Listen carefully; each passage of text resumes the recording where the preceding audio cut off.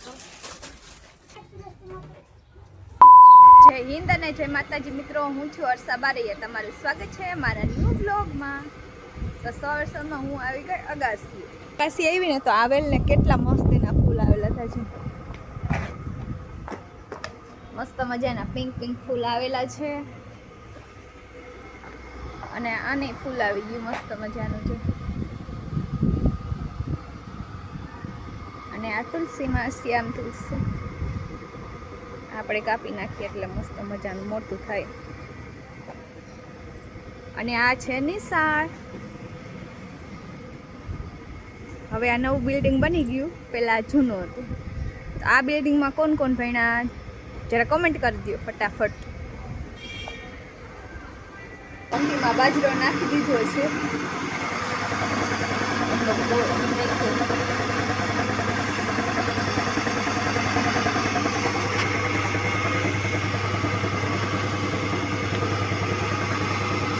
લોટ થઈ છે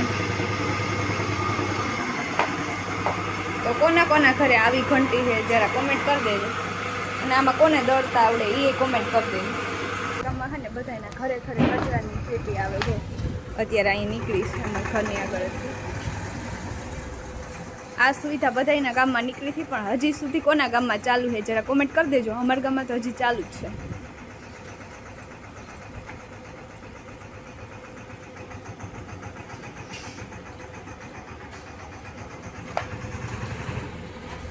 ઘંટીમાં બાજરો દળવા નાખીને હું અગાસી આટો મારતી ને તો મારી નજર અહીંયા ગઈ, અહીંયા સહકારી મંડળી ઉપર. તો જો અહીંયા પતરા છે ને એના ઉપર કેટલા કબૂતર બેઠા જો, દરરોજ બેઠા હોય એટલા.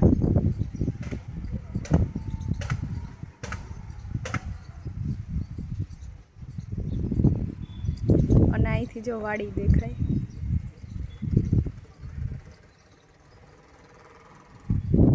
દેખાય ને હું વાયું એ નથી દેખાતું, પણ વાડી દેખાય છે. આ નજારો એકદમ મસ્ત જ લાગે છે. આ ઝાડ ઉપર એ કેટલાય બગલા બેઠા. અત્યારે તો બધા ચણવા વહી ગયા હોય 5 વાગે ને પછી તો આખી રાત આખું બગલાનું ભરાઈ ગયું હોય, લીલા પાણી ન દેખાતા હોય.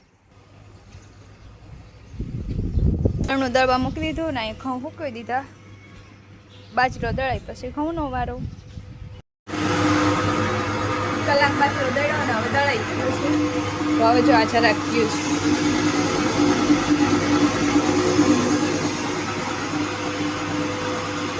આ થોડોક બાજુ રહીને તો બધું એમાં પડી જાય પછી આપણે બંધ કરી દેવું.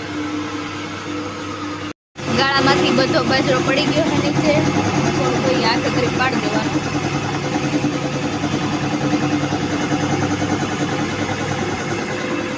અહીં જરાક પાડી દઈશ.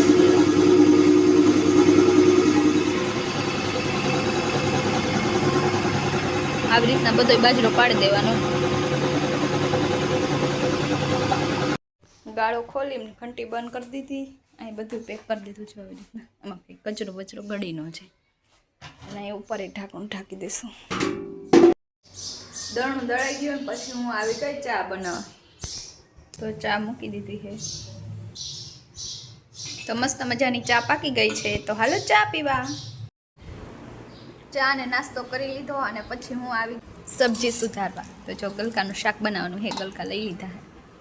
તો હવે સુધાર નાખું. મારી મમ્મી ગલકા સુધારવા મળ્યા છે.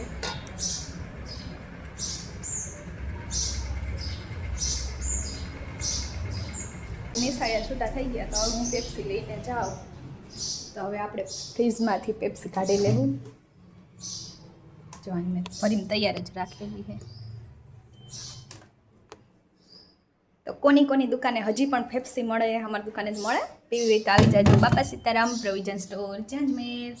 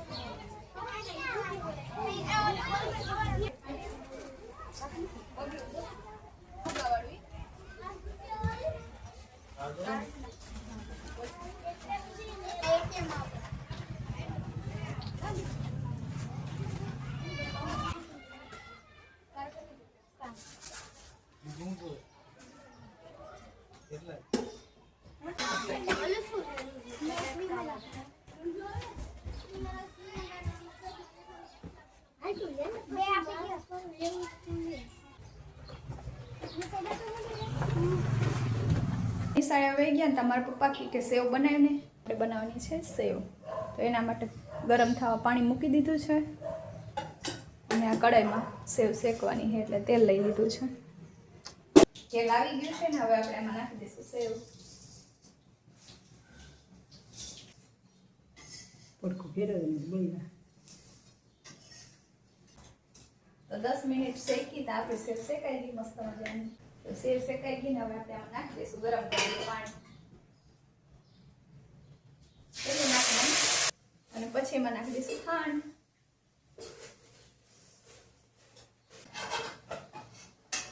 પાણી લઈને કામ જતું બધી કરી નાખો. હવે આ પાણી બળી જાય ને ત્યાં સુધી હલાવતું રહેવાનું. સેવ શેકાઈ ગઈ ને હવે આને થાળીમાં આવી રીતના પાથરી દઈશું.